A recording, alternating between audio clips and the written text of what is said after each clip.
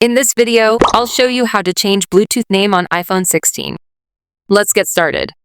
First, open the Settings app, then scroll down to tap on General. Next, select About at the top of the menu. You'll see your current device name displayed next to the Name option. Tap on it to open the Name Editor. Delete the existing name and type in the new name you want to use. Make sure it's something easy to recognize when connecting to other devices. Once you've typed the name, tap Done on the keyboard to save the change. To confirm the new name, go back to the Settings home screen and tap on Bluetooth. Look for your iPhone in the list of devices, and you'll see the updated name displayed there.